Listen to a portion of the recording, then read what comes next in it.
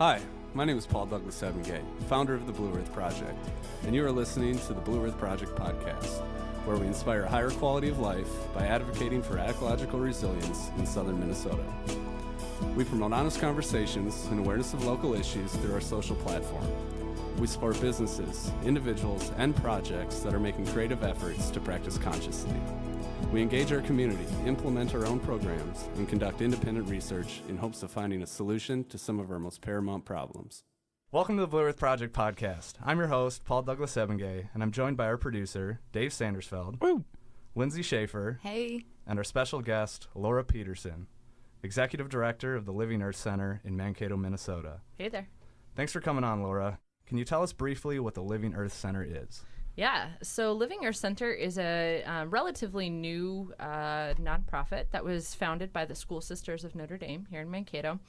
I guess the best way that I like to describe it is it's a community growing space, both in the literal and figurative sense. Literal in the sense that we run the largest community garden in, I believe, all of southern Minnesota. Oh, it's wow. definitely one of the largest. But in addition to that, we also focus on events and different types of programming that we believe bring people together to share common ground.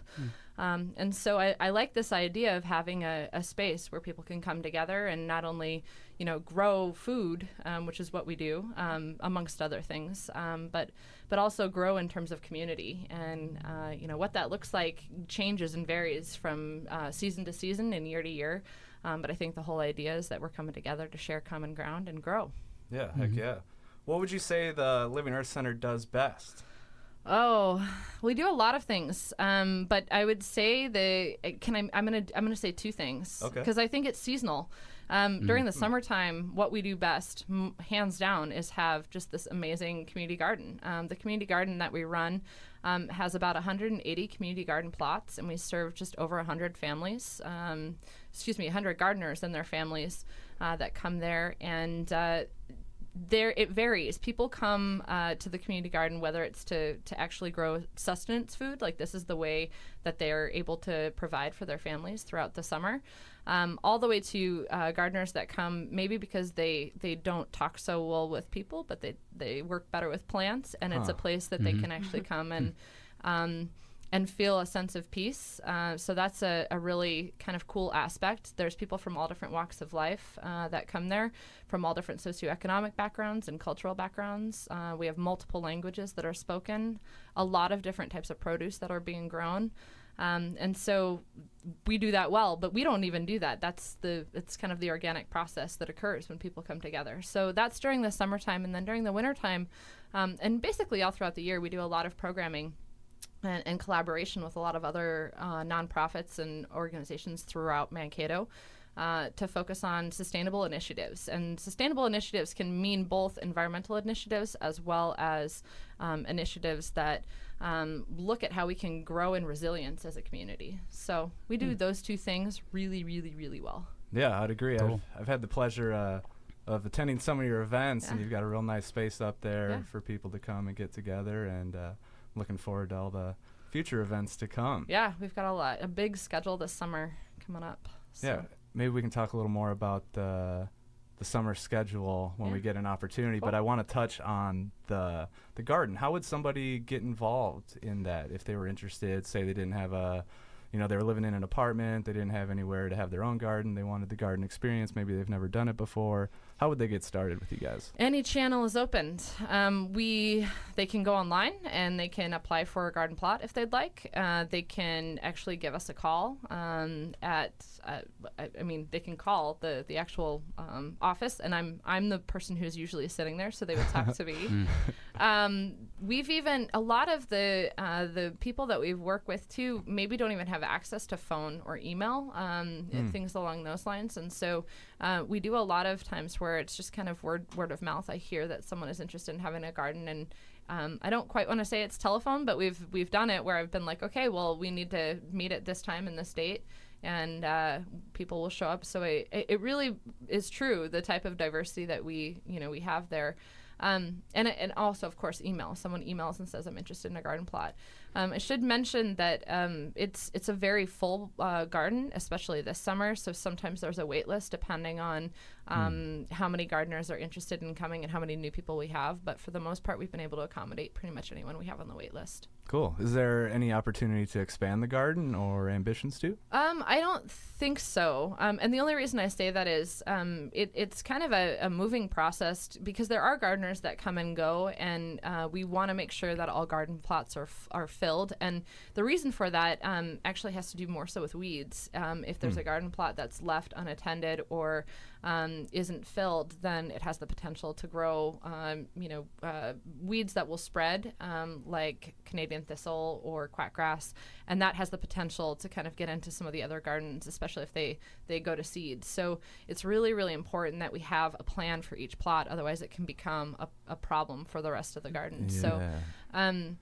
So that's a long answer to your question, is we're not looking to expand as much as we're looking to ensure that we consistently have people coming in.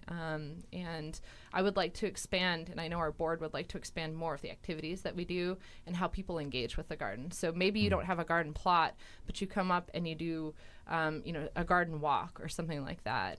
Or we have different types of festivals or events that take place in our barn. We have a barn that has a community space upstairs that's great for events and programming and stuff like that. So we're looking at it as more of a community space. You can certainly grow food, but you can also come and participate and be a part of the garden too. And if you're not, gardening. Yeah, so even if you don't have a plot, you can still be a part of the experience. Yeah, part of the community, the emphasis on community garden. Cool. Yeah. And approximately how much space does everybody get, and how much food could you grow in this space? Because I've never been a part of a community garden. So. Yeah, so it's really interesting. Different, just like anything else, it's different strokes for different folks. There's different gardening for different people.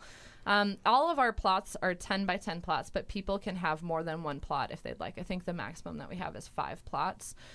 So the amount of food that people can grow in that space is really dependent on what they're planning on growing, but also how they decide to be, how creative they can be. A 10 by 10 plot can serve a family of 4 for an entire season pretty well. Like you can get enough produce for a family of 4 for an entire season, but it really is dependent on what you're growing and how you companion plant and stuff like that. And so we've seen a lot of creative tactics and stuff like that. It's interesting. You'd think you'd have to have a substantial amount of land to get that much food, but anytime I run into somebody who has a garden, they're always trying so hard to get rid of all the excess they have. It seems like tomatoes always. There's just all of a sudden there's a billion tomatoes going around. No, everybody's had enough of them. Yeah. Well, and I think too, like it's kind of like you start the season thinking, oh, I'm gonna do all this stuff with it, and tomatoes are super prolific, and so they're gonna grow a lot. But I feel like oftentimes, there is a lot you can do with tomatoes. So I guess that what I'm trying to say is that there's just I think people will often plant like 5 or 6 plants, not realizing that 5 or 6 plants is going to give you a heck of a lot of tomatoes. Yeah. So we've got that often. One of the cool things about the community garden is that in addition to having what we call partner plots, which are plots that are designated within the garden that are all volunteer run. Volunteer run meaning they're planted and harvested by all volunteers. We give all of the produce from those partner plots to either Teresa House, Welcome In, Echo Food Shelf, or other organizations in the area that say that they have a need for it. So we try and plant really kind of basic stuff that you can easily cook or easily eat right off the, like beans and carrots and tomatoes and things like that. So we donate that. But then in addition to that, if someone lets us know that they're going out of town, or if there's a plot that maybe isn't being well maintained or harvested, then we actually will harvest all that produce and we'll donate it. So a lot of that produce ends up going to a number of the families that are in need here in the Mankato area. Very cool. One other thing I want to touch on, I don't know if everybody knows where Loyola or School Sisters or Living Earth Center exactly is. It's up on the hill. What road is that? It's Good Counsel Hill. Good Counsel Road. Good Counsel Road. Yeah, I think commonly referred to as the Hill. The Hill. Right? Yeah. And it's so the Living Earth Center It's an actual place. It's a resource library and a kind of a center where people can come and they can actually check out books that are surrounding everything from sustainability to earth spirituality to, I mean, I went in there once and there was books on shamanism and then books on lasagna gardening. It's across the board. Awesome. Ecofeminism, you name it. There's this great kind of resource that's available for people. So there's an actual center that's there in the School Sisters of Notre Dame, in the actual Good Counsel, what they're called, the School Sisters of Notre Dame Good Counsel campus. Cool. I've been in there before, and I saw some of the book selection, and there was definitely some interesting titles mixed in there. Looked like there was a lot of diversity. It's hard to get any work done if you're, you take a lunch and you start to read an interesting book. It's hard to, go back to having to do work. But luckily, my work is out. I get to go out into the garden, so that's gotta for be me. Nice. Yeah. Right? So the Living Earth Center is located on the top of the hill, and just behind you guys, there is a solar garden that some people listening may be familiar with. Maybe they've seen it from Highway 14, Victory Road. Does that have anything to do with you guys? Not with the Living Earth Center, but by proxy, the School Sisters of Notre Dame, who founded the Living Earth Center. And we are what we're called a sponsored ministry of them, meaning that they provide a substantial amount of funding for us. But the Living Earth Center, the nonprofit, was started by them, and these sisters are pretty radical. They're pretty awesome.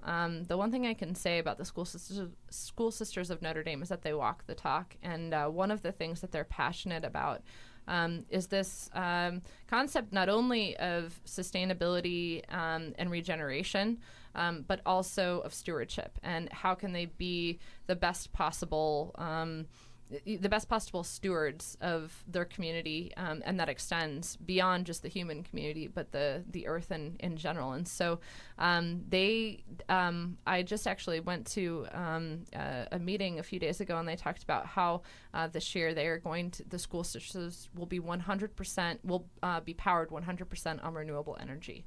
100%. Awesome. So that's their solar garden that they've built and everything like that.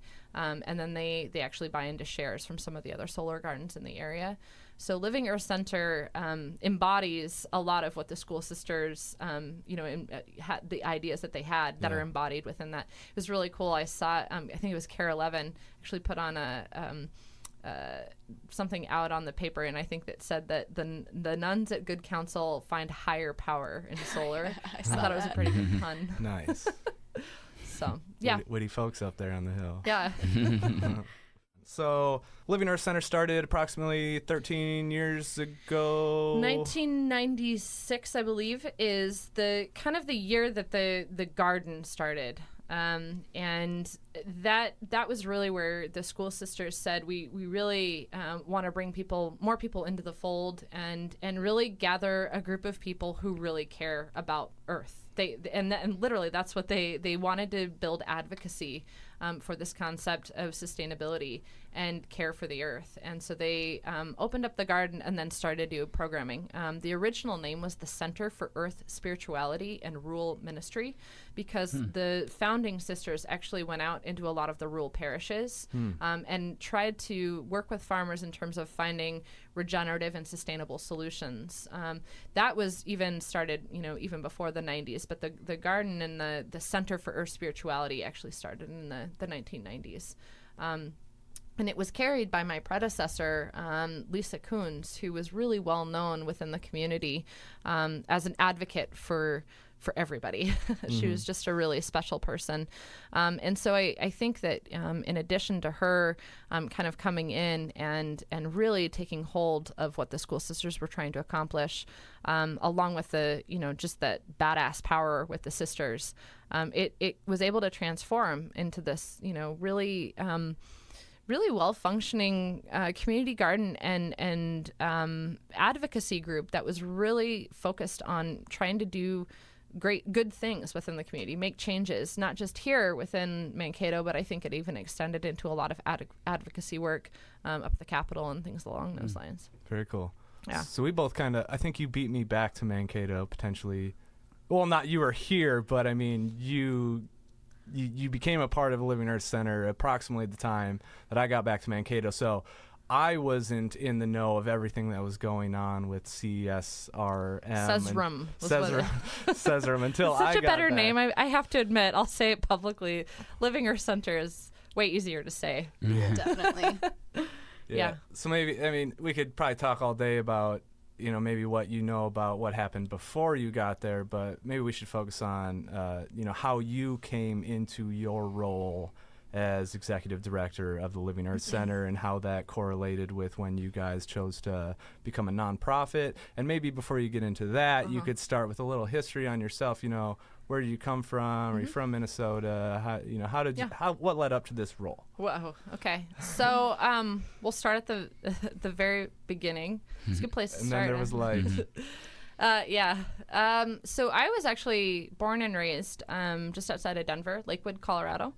And as cool as Colorado is, I wanted out badly and wanted to go see the world. And so I ended up going overseas for university. I spent 4 years in Switzerland at a university that was duly accredited, both in the United States as well as in Switzerland. And it was an American college, so I got scholarships and financial aid, and it actually cost me less to attend there than it did to attend some other institutions here in the United States. And so I went over there and had this amazing experience of seeing the world. And one of the cool things about this university is that you're required every semester to travel for 2 to 3 weeks to another country to study with a professor and a small group of students. And there was a different educational topic for every single trip.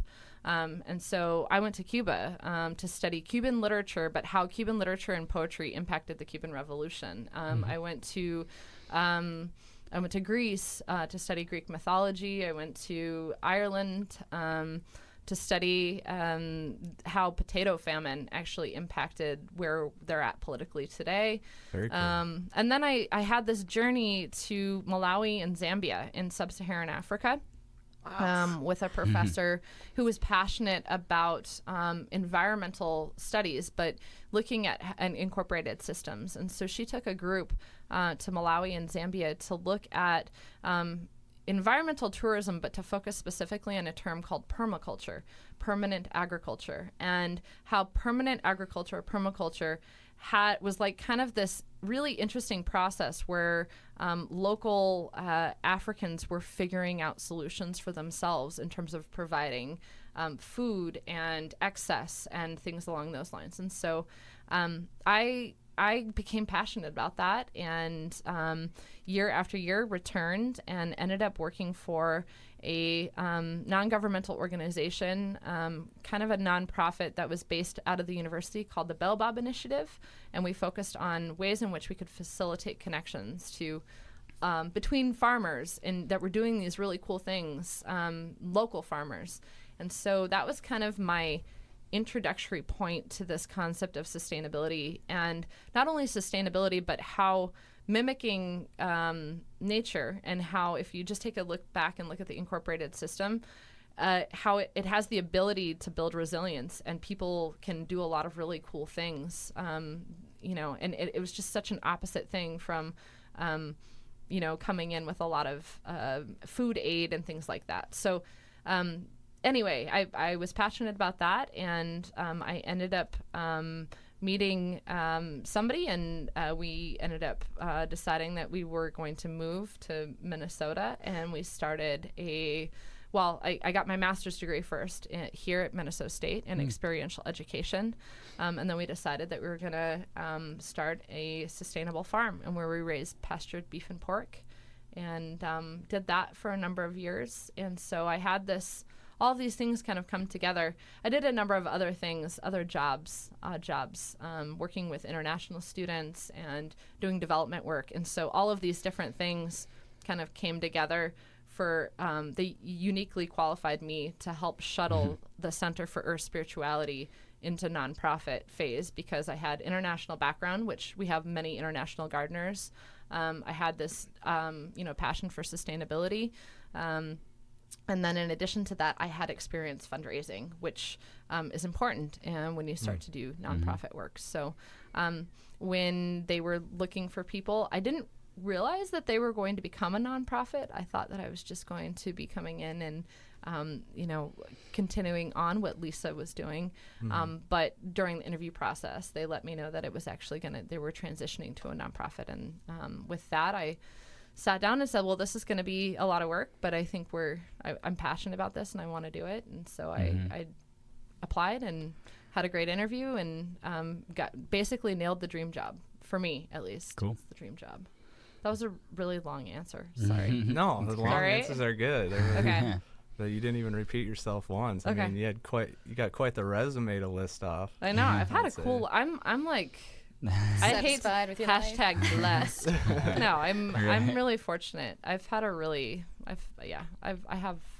really grateful for what I've been afforded, for Yeah. sure. Sounds like you've had some awesome worldly experiences that Yeah. totally shaped who you are for the better, Yeah. I imagine. Yeah. Yeah, well, and I think a lot of that plays into how you're engaging with a lot of different people that come from different backgrounds too. And I'm grateful for that experience because, working in the community garden, you have a lot of different types of personalities and different people from different backgrounds. And I think being able to be flexible is important in that Yeah. line, at least. Yeah, for my next question, you can answer this on behalf of Living Earth Center or from your own personal perspective. But what are the biggest problems you're trying to address, and how would you say you're answering that call?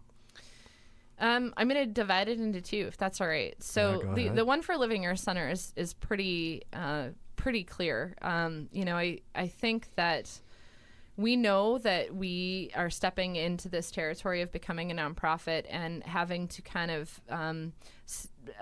be able to get out into the community with what it is that we're doing and really hone in on why our existence matters.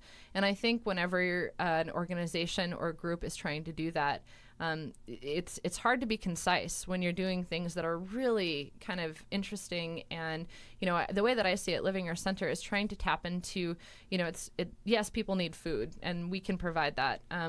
But it's not an immediate type of thing where, it's more of a spiritual type of thing. And I usually am hesitant to use that word, even though it's so much a part of who we are.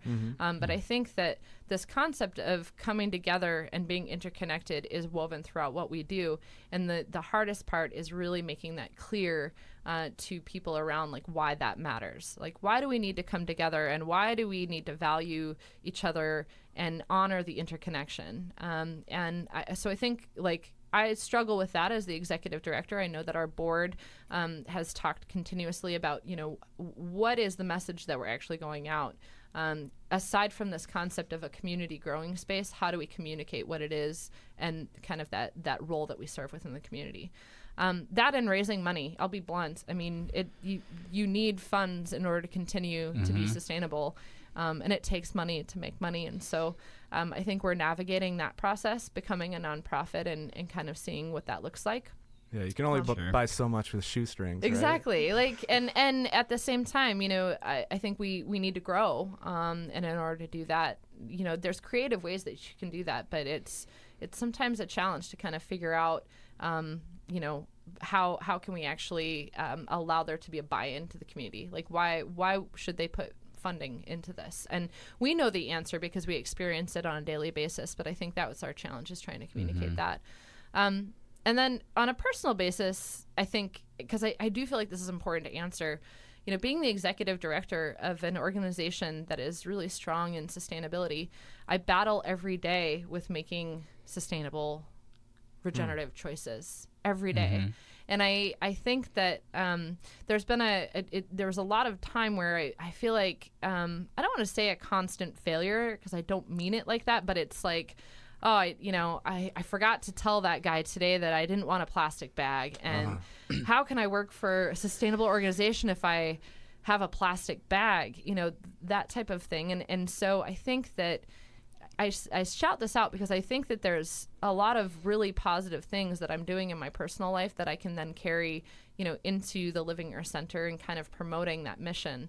But I think I'm like a lot of other people that are out there that want to do the right thing, but either don't know where to start or are in the process and, just they're constantly having to make decisions, and maybe those decisions don't always feel like the right ones.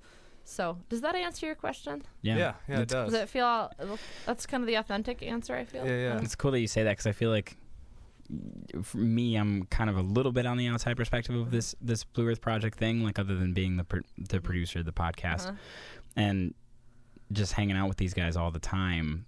I think everybody struggles to make those right choices all the time. You don't really think about it, but like even just hanging around these guys, like I've started to just like subconsciously make right decisions or take note of things. Like I was at a store the other day and they were like, hey, do you want to pay 10 cents for a bag, a paper bag, because we get rid of plastic? And I was like, oh, that's cool. I'm going to tell Paul about that. Like, and I even like, you know, before I even started doing this or hanging out with these guys in the Blue Earth Project context, I probably wouldn't have even thought about it. Yeah. You know, or Paul, Paul, every time we go to a restaurant, he's like, no straw. And then, and then tells I him order about a straw. And I feel the shame that you're talking about. But let me get 2 straws. But I think that's the hard part. Like you touched on something really important, and that's this concept of shame. And I think that if we're gonna get out and be able to help people in terms of making transition, because I think that no matter what, transition is going to have to happen, and I truly believe that it'll happen. I believe in our lifetime, and I'm not talking about doomsday. I think it's more of like a slower process, but I think that we'll be able to look back and say, oh, we could have made choices here that we didn't. But I think this concept of shame is a really hard one to grapple with. And I know a lot of people that think, oh, I can't be sustainable because there's no way I can ever live off the grid.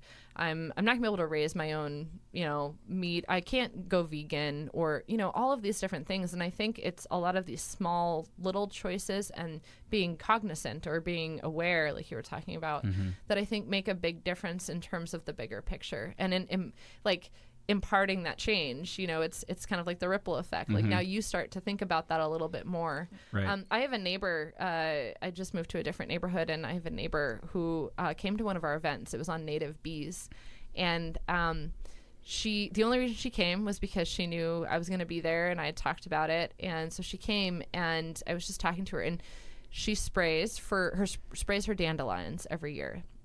And she came to this, and afterwards she said, I had no idea like that was such a terrible thing. And she said, this year I asked them to do the organic version spraying because I still don't like the way that they look. And then she was talking to me and she goes, but next year I think I'm just not going to have them come back. And it was key. Like that's clutch.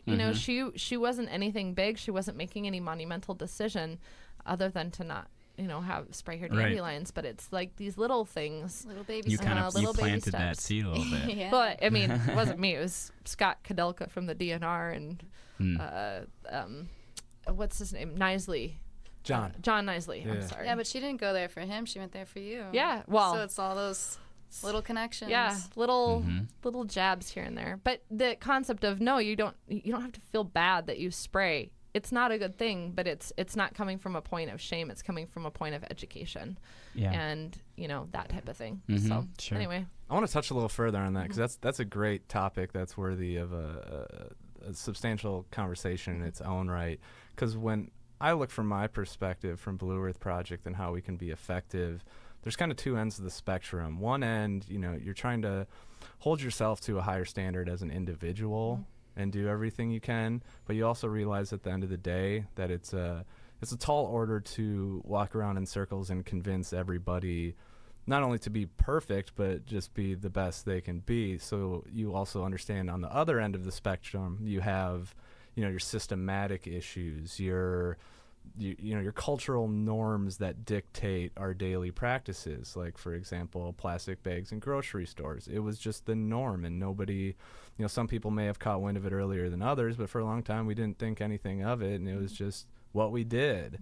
And reversing some of those norms and those systematic things that are ingrained is very tough, but also equal to the amount of benefit it produces. If you could convince Walmart to stop using plastic in its entirety, think of how substantial of an impact that is. So I'm not going to go into too much further detail, but what I'm trying to say is that there's 2 ends of the spectrum. There's the individual improvements you can make, and then there's the systematic improvements you can make. And in between there is this weird place where I personally, like, the more I learned as an individual, the more I started to shame myself for not being perfect, and to start to, to a degree, not necessarily look down on people, but kind of, feel sorry for them and their lack of knowledge or knowing of ways to get involved. And I think it's just so important that instead of being destructive and shaming people, that we're addressing this apathy with a certain sense of forgiveness, forgiveness for individuals, forgiveness for all these corporations that, regardless of whether they knew better or not, made a choice to, take a convenient approach without consideration for the impact they were having globally. And so we gotta meet somewhere between, forgiveness and action, and trying not to be destructive, but instead, building the new. If we spend all our time destroying the old or being angry at who we used to be for all our poor habits, we're not going to get anywhere. We just got to rise above and transcend all that old crap that we've been stuck in. 100%. I was reading this book called, I think it's called Suburban Microfarming. I don't know. It's about suburban microfarming, and sounds interesting. It's awesome. But this woman is talking about converting her suburban front yard into a food garden, and having it be an edible landscape. And what I loved about what she wrote, and I wish I had the name. I'm sorry, I don't have the name and the author. Maybe that can be posted somewhere. But what she was talking about is that there's a lot of people who aren't going to understand. And I think in a lot of these situations, convenience is key. If I can't think 5 steps in advance because I'm so ingrained in my life, then it's really hard to convince me. But if I go past a yard, what she's saying is, I started this and my neighbors thought I was crazy. They saw me digging up this beautiful yard. I'd had great grass. And they were like, what is this person doing? And once I started to have an abundance of cherries, an abundance of tomatoes that I was then giving to people and inviting them into my yard to come and look at things, that's when the buy-in actually happened. That's when it was through a positive example, as opposed to you spraying your lawn is doing so many awful things to the environment. It was more like, hey, do you want to come over and have some tomatoes, or I made some dandelion wine, would you like to share? Or you know what I mean? There's a lot of different ways that I think that those sparks and those seeds can actually take place, and I think it comes from a positive place as opposed to a negative place. And I think that's the hard part, because it's really easy to get overwhelmed and afraid. I feel that sometimes, the fear of oh my gosh, what are we doing, and how am I contributing to it? And I think that comes from a really unpleasant point of fear, and I don't think that that's where change takes place. I think it takes place in more of that conversation. That being said, that's where the start of it is, right? Now, once you have a little bit momentum, then you have a little bit more buy-in to do some of those systemic changes. You have more people around to go to Walmart and say, hey, would you, look, we've got enough people here to really make a difference here if you stop using plastic. What is the alternative, It's kind of like that notion, help me, help you, help me, right? Say that again? Help me, help you, help me. Yeah, okay. Oh, I love that. I don't know. That's a good one. I'm going to go home and think maybe about that. too much for a Monday. I think I just went cross-eyed. Yeah. I want to talk more about those events in the barn. I want to know more about that. Where is this barn? It's up at the top of the hill. Okay, the barn's up there too. Right across the street from Loyola. Yep. So if you're across the street from Loyola parking lot, the barn is there. You can't miss it. It's big. It's red. It's a big barn. Big red barn. What kind of events? Do you guys throw I don't know? Is there music there ever? Is it movies? What's going on? So yes, we have. So coming up, Summer Solstice. Yep. Yeah. We're having a Summer Solstice party. And that starts at 5:30 and it goes, I believe, until 9. And within that, we're going to have a live music. Caleb, is it? Caleb Brown Schultz. Yeah. I think. Oh, yeah. He'll be From the playing. Coffee Hag. Yeah. And and so we're gonna have that. We're gonna have food, and like a lot of our signature kind of events, both winter and summer solstice. It's pay what you can. We have like a suggested donation, but we know that sometimes costs can be prohibitive for families, and so it's pay what you can. Nobody's turned away for not being able to pay. But at that solstice, we're going to have kind of picnic supper provided, live music, and then there's going to be fire dancing. Ooh. I really need to know the names of all. I'm not organizing this. Melissa Martinson is organizing it, but the Mankato belly dancer, the Satori Violet. Yes. Yeah. They're going to be doing some stuff, and there's fire dancing. Awesome. And kind of that reflection piece that is really essential, like just kind of what we're calling like the getting grounded moment, kind of where you come together and just kind of take a breath. And sometimes it's a meditation, sometimes it's a poem or a story or something like that. I think I heard something about a drum circle. Oh, there's a drum circle. Yes. Nice. Drum circle. Cool. I've never been a part of drum circle, but it's gonna be great. What a great way to celebrate summer. Like, yeah. That's a good way to do that. So we're going to do that.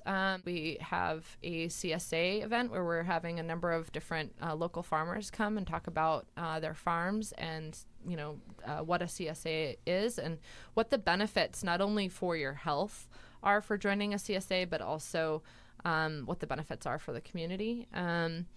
We have that coming up. We have a wild edibles course that's going to be taught by Scott Kadelka from the DNR.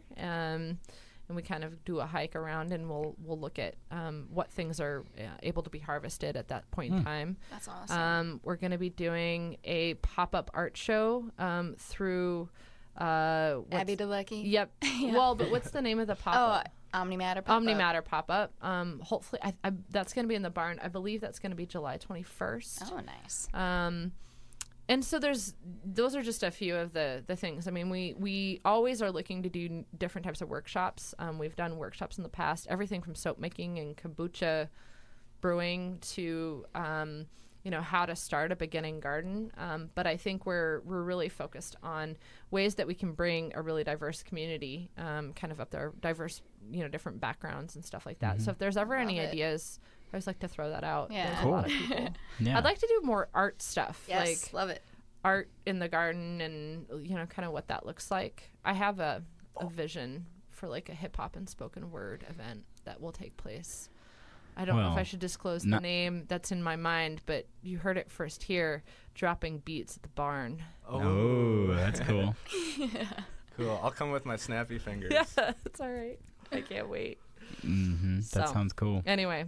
So there is a question I want to ask, but it's going to have to be pulled and brought back into it. But what we were just talking about is maybe a perfect segue, into where people can find more information about you guys. I imagine you have a website. Yeah. You're on Facebook. Yeah, we're on Facebook. You can like the Facebook page, which is Living Earth Center, and then in parentheses, formerly CESRM. Just because a lot of people know us from there, but Living Earth Center. And then our website is www.livingearthcentermn.org.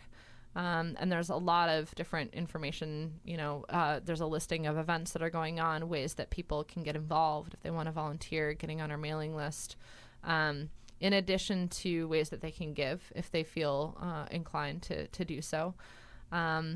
So I think those are the two kind of most obvious ones. We also have a newsletter that goes out where we try to address a number of different issues that are kind of taking place throughout the year, give kind of an update and everything like that. So And it's really good. I've seen it before. I'm The glad you like newsletter. it. Yeah. It's amazing. It's put on by a lot of different people. I have to give a shout out to Melissa Martinson, who's one of our board members who really volunteers an incredible amount of time for a lot of our social media, a lot of our communications. They're the posters.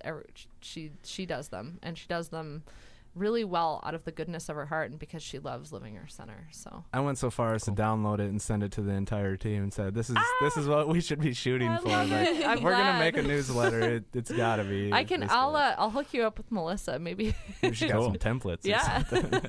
She's and again, it just kind of goes back. I mean, the School Sisters were really the ones that started this, and we kind of have have grown that seed that they started, but that was kind of a big thing for them too, having newsletters. It's a fun newsletter to write. We've got recipes in there, seasonal stuff. Oh, fun. Yeah. Why is what you do important or relevant to the future of Southern Minnesota? It's a loaded question. That is loaded. I think it's what I facilitate. You know, I see my role as mainly a facilitator. I'm facilitating, my hope is connections. I'm facilitating people to be able to come in and grow their food. I'm facilitating this concept of resiliency in that diversity. I believe that our future depends on us honoring that, just like a healthy ecosystem, there's diversity that has to occur, and there's different roles that are played. And so, you know, I see this concept played out not only in the environment and a lot of the things that we're doing negatively impact a lot of these systems, and being able to educate people on simple things that they can do, whether that's through a workshop or through something we put in our newsletter or something we put online, or, you know, something like that. So I see it in that sense, but I also see this concept of resiliency come out in the diversity that we have here in Southern Minnesota, and looking at how that looks from a human perspective. And I think when people start to really respect each other on a human level, I think that's easier to translate into kind of the earth and the decisions that we're making on a day-to-day basis. And so I see that facilitation as important because, to my knowledge, I mean, there's a lot of other organizations that really focus on the environmental aspects, and those are very much needed. There's a lot of organizations that maybe just have a community garden, but I think the uniqueness of Living Your Center is this concept that we're bringing people together in a shared common, like, keep repeating that, shared common ground or a community growing space, but it taps into that something beyond, that need for connection, whatever that looks like, whether that's connection, you know, to each other, connection to the actual physical soil, connection to God, Allah, Buddha, whatever you want to call it, the universe. I think we provide a space for people to feel that. And I think that those concepts are really important in terms of formulating how people are going to make decisions in the future. And that connection piece, I think, is really key for being good stewards to ourselves, you know, our souls, ourselves, being good stewards to each other, but also to the environment and the earth that we depend on. But I don't see it as separate. I see it as all interrelated. And so I think Living Your Center provides that, if that makes sense. It does. Okay. That was beautiful. Cool. I think you're a better speaker than you think you are. You're doing a wonderful job. Okay. Well, You're the star thank here. you. Thanks. I'm speaking like this is what I'm passionate about, man. Yeah, you can tell. I love it. Yeah. That's why we brought you on. Usually I like easy to it. talk about something you're really passionate about. If you wanted our audience to take away one thing from our conversation today, what would that be? Maybe this is just coming from my own place, but like, don't feel ashamed. Like, you're not gonna solve it all. Like, I think it's a hard thing. I think a lot of people really get caught up in what they're not doing rather than focusing on what they are and we are doing. And I think that there's a lot of beacons of hope in this community. And so I guess come to our events, of course, more so because my hope is that we're going to collaborate with a lot more organizations, you know, the Blue Earth Project being one of them. And I think like that whole piece is really important. You know, we've got to hold each other up. Like, we're all in it together, and that's the only way we're going to survive, whatever that looks like, you know. I don't know. Awesome. 100% agree.